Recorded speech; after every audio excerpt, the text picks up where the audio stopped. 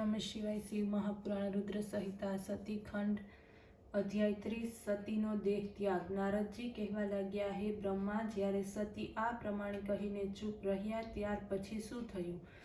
બ્રહ્માજી બોલ્યા, જ્યારે સતી પોતાના પતિ શિવનું સ્મરણ કરતા મૌન થઈ ગયા ત્યારે શાંત ચિત્તવાળા તે પૃથ્વી ઉપર ઉત્તર દિશાની તરફ મુખ રાખીને બેઠા, આચમન કર્યું, આંખો બંધ કરી શરીર ત્યાગવાની ઈચ્છાથી યોગા અગ્નિ દ્વારા શીઘ્ર તેમણે પોતાના શરીરને ભસ્મ કરી નાખ્યું। તે સમયે બધે હાહાકાર વર્તાઈ ગયો।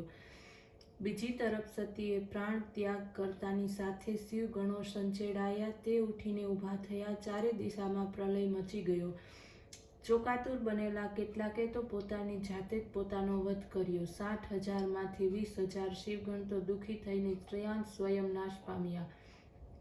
જે બસ્યા તે ગુસ્સે ભરાયા, શિવને દક્ષને મારવા દોડ્યા। તેમના આ આક્રમણને જોઈને વિઘ્નો શાંતિ માટે મહર્ષિ વેદ મંત્રોથી અગ્નિમાં આહુતિઓ આપવા માંડી, જેના પરિણામે યજ્ઞકુંડમાંથી મહાપરાક્રમી ઋતુભો ઉત્પન્ન થયા। તેમની સાથે શિવ ગણોનું યુદ્ધ થયું। ઋતુભોએ યુદ્ધમાં શિવ ગણોની શક્તિને ક્ષીણ કરી દીધી।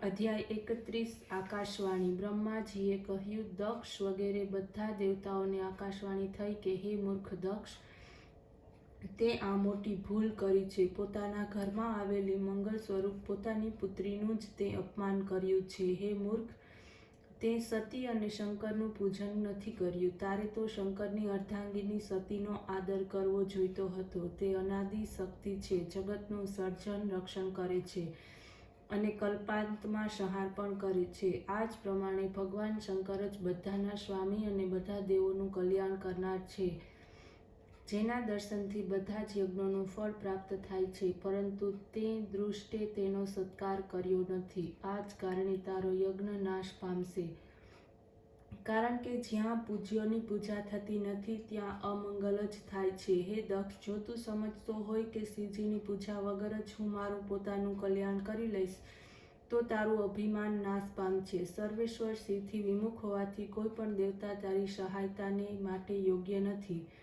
અધ્યાય 32 વીરભદ્ર અને મહાકાલીની ઉત્પત્તિ। નારદજીએ પૂછ્યું, હે પિતાજી, આકાશવાણી સાંભળીને દક્ષ તથા બીજાઓએ શું કર્યું તે બધું મને આપ સંભળાવો। બ્રહ્માજીએ કહ્યું, તે વાણીને સાંભળીને બધા દેવતા અને મુનિ આશ્ચર્ય અનુભવવા લાગ્યા।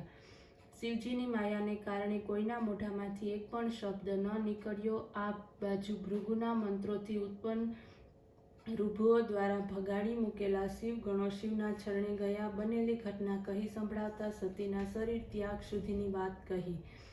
આ સાંભળતા ભગવાન શિવજીના ક્રોધનો પાર ન રહ્યો। લોકોનો સંહાર કરવામાં શંકરે પોતાની જટા પર્વત શિલા ઉપર પછાડી, પરિણામે મહાભયંકર અવાજ કરતા બળશાળી વીરભદ્ર તેમાંથી ઉત્પન્ન થયા।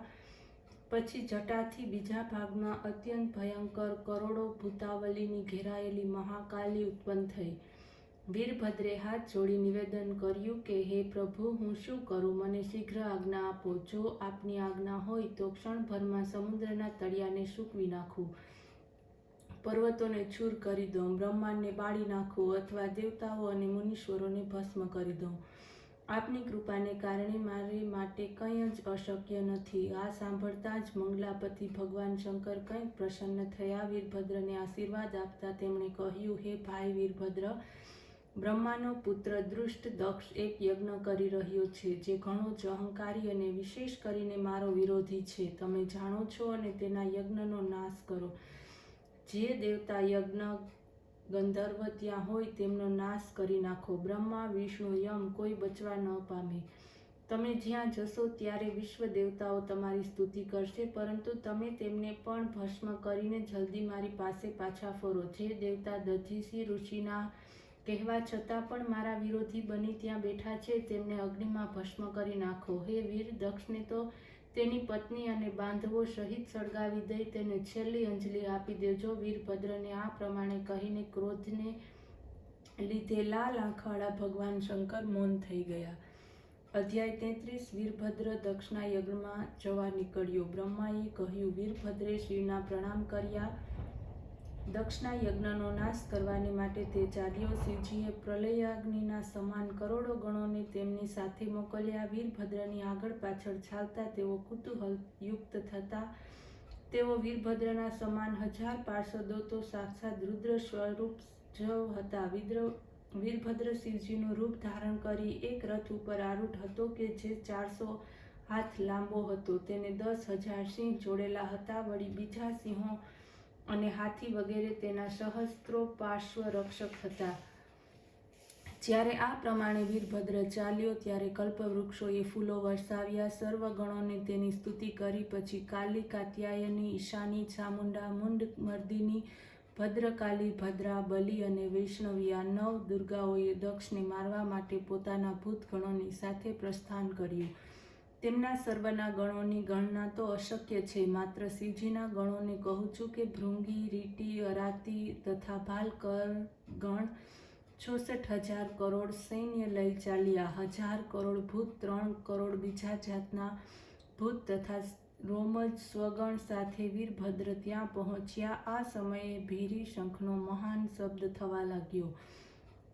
જય, હર તથા મુખના અનેક પ્રકારના શબ્દો થવા લાગ્યા. શૃંગનો અવાજ થયો. હે મહામુનિ, સબળ વીરભદ્રની સભામાં અનેક સુખદાયક સુકન થયા. ઓમ નમઃ શિવાય.